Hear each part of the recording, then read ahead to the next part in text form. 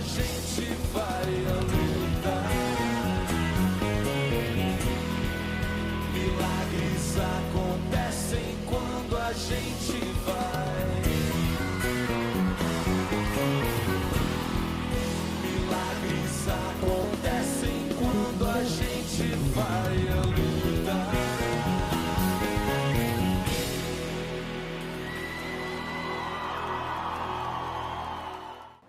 Olá, minha gente, tudo bem?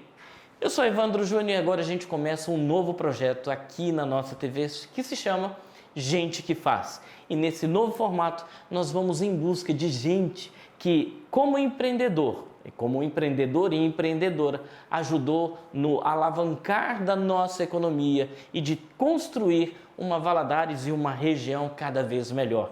Na matéria de hoje nós estamos ao lado de Fausto Perim. E o que é muito curioso, o que é muito gostoso nessa caminhada e fazendo esse programa é o fato de estar entre amigos, entre pessoas que a gente já conhece. Fausto Perim é uma das pessoas que eu conheço, eu não vou falar há quantos anos, porque se eu falar há 30 anos, há quase 30 anos, você vai falar assim, não, esse cara não tem isso tudo não, tem, Fausto? Tem, bem mais. Não, tu falou assim, a nossa amizade tem isso tudo? Tem. Misericórdia isso, do sim. céu, Isso, tem, sim. não tem? 30, tem. Eu estou muito feliz de estar junto com você nessa matéria, da gente poder trazer um pouco da sua história. Quem te conhece, não é? Quem é seu cliente ou ao mesmo tempo é seu fornecedor, entende que você trata tudo com muita seriedade, detalhe e seriedade e são as palavras-chave da sua caminhada. Você estava contando um pouco da sua história para nós. E eu percebi que, por mais que a gente conheça uma pessoa, tem sempre algo que a gente não sabe, né? Uhum. E você falou das dificuldades, você falou da sua trajetória. Que tal, Fausto, se você se apresentar então para o nosso público? Quem é Fausto Perim? Bom, Evandro, eu sou Fausto Perim, eu tenho 50 anos, sou nascido em Valadares, sou casado com a Mônica. E tenho duas filhas, Ana Carolina, que hoje é estudante de medicina, e Ana Luísa, que ainda está terminando o 2º grau. Estou aqui em Valadares desde sempre, né? Acredito nessa cidade, nasci aqui, acredito nessa cidade, resolvi investir, resolvi ficar aqui por opção, né? E estou aí na batalha. Uhum. Nosso programa está abordando os empreendedores da cidade. Empreender não é algo fácil, mas está no sangue, não está?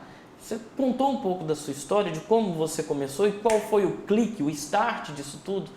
Conta um pouco, como foi sua infância até você chegar nesse clique do empreender?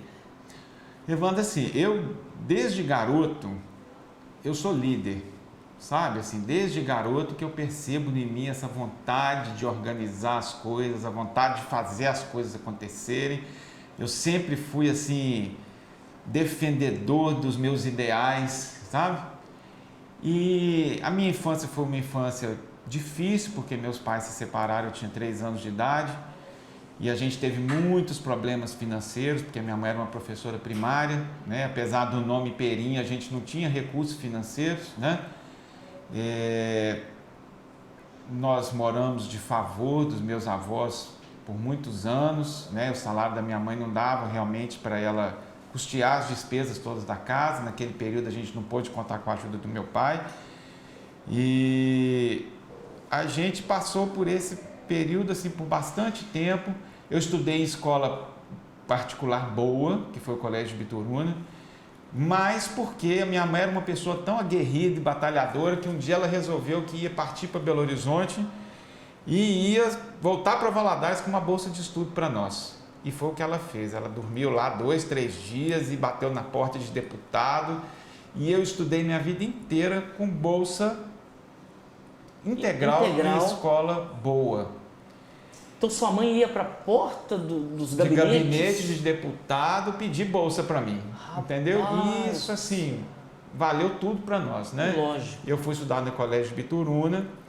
Chegou um momento que o Banco do Brasil estava inaugurando um prédio muito grande na cidade. E eles precisaram de muitos garotos para poder trabalhar ali como office boy. E eles fizeram uma seleção nos melhores colégios da cidade. Dentre aqueles colégios, os bons alunos que eles tinham que pudessem se candidatar e que quisessem trabalhar, né? Porque na minha escola mesmo era escola de garotos ricos, a maioria não se interessou, né? E aquilo foi a minha redenção, porque eu fui escolhido, fiz os testes e comecei a trabalhar no banco. Não era fácil, porque o colégio era muito apertado e eu tinha que trabalhar 6 horas lá por dia, mas eu ganhava bem como office boy, né? O Banco do Brasil pagava bem até para o office boy na época. E aquele dinheiro foi para nós a redenção da família, porque eu ganhava quase o que a minha mãe ganhava como professora primária. E você estava com quantos anos? 13 anos. 13 anos. E a partir dos 13 anos, eu fui independente, eu já era dono do meu dinheiro, da minha vida. Né? Minha mãe, para dar conta da casa, viajava muito pela delegacia de ensino, rodava a região toda. E a minha infância foi ali, né? Trabalhando muito, estudando muito, né? E com muitas dificuldades, mas conseguindo as coisas por conta disso. Você conseguiu vivenciar 2 mundos no mesmo período, né? O mundo de uma escola de elite, vamos dizer assim, e ao mesmo tempo tendo que trabalhar, né? E tendo essa oportunidade de trabalhar. Você acha que isso te ajudou um pouco a aguçar mais o seu senso de empreendedor? Ajudou muito, porque assim, eu sempre agradeci ao Banco do Brasil, porque o banco foi uma escola para mim, em todos os sentidos, né? Eu era um garoto assim, meio cheio de conflitos, com uma autoestima baixa, pelo menos eu me via assim, né? E tímido demais, né? E o banco me fez uma pessoa diferente, né? Porque o banco você aprende a se relacionar, você aprende a conversar, né? Você aprende o básico, que é fazer um arquivo, que é, sabe, ter responsabilidade de horário, sabe? Então, assim, para mim só teve coisa boa. É lógico que eu perdi algumas coisas da infância por conta disso, mas para aquele momento era o que eu precisava. Para aquele momento e para a sua formação de forma geral, né? Total. Gente, é curioso, sabe, Fausto? Conviver com uma pessoa, como a gente sempre convive, passa, conversa e tal, e não sabe desses detalhes que vão construindo a personalidade, né? E vão construindo a história.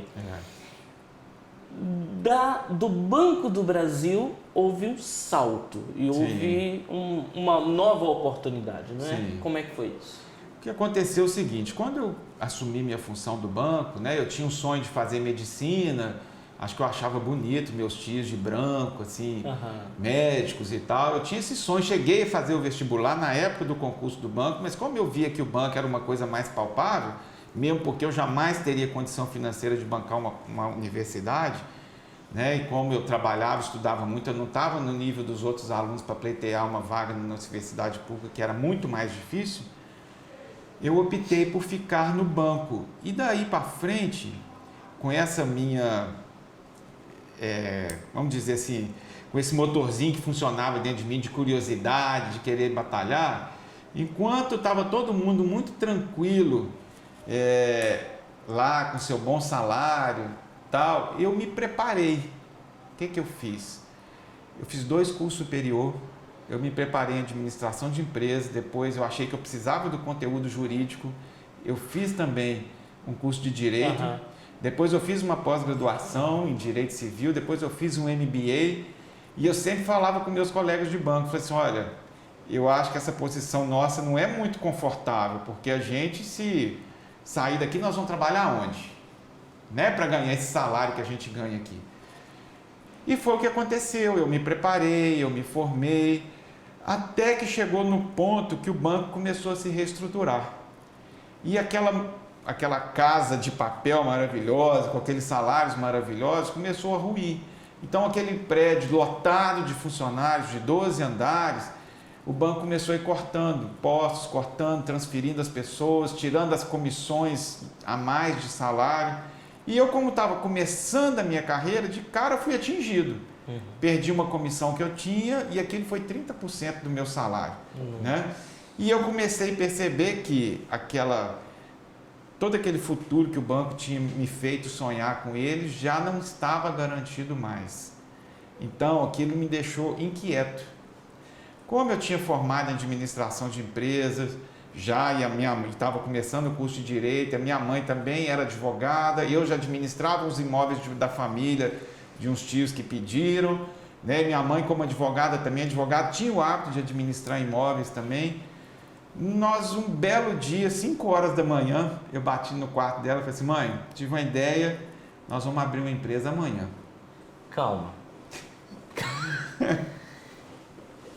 No meio de transtornos, de incertezas, no meio de possibilidade de ser demitido, no meio disso tudo, aí você tem essa ideia, você bate no quarto de sua mãe e fala isso. Deixa só um detalhe que eu acho muito curioso, é a presença contínua da sua mãe. Sim. Aí você fala assim, ela era professora primária e agora, num salto, você fala, agora ela é advogada.